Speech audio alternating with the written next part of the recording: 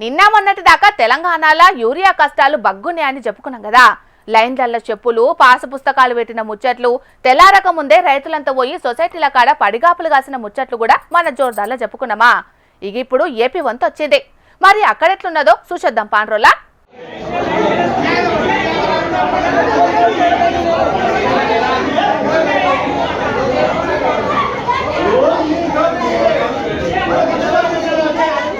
Urea బత్తాల కోసం రైతులంతా ఎట్ల గుమిగూడిరో చూసినారులా.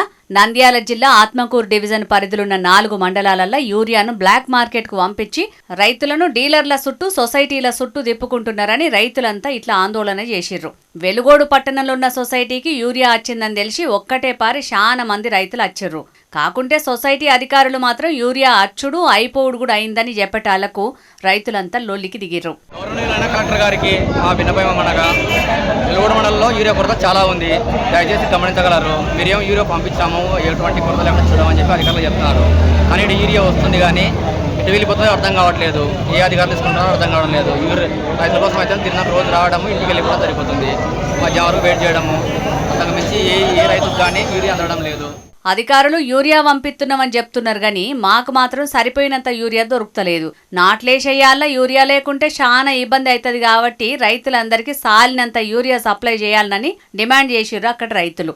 ఇదిట్లుంటే రైతులకు సకాలంలో యూరియా అందియాలి, రైతులకు ఇబ్బందులేం లేకుండా చూడాలని నెల్లూరు జాయింట్ కలెక్టర్ సార్ను కలిసిర్రు పంక పార్టీ నాయకులు.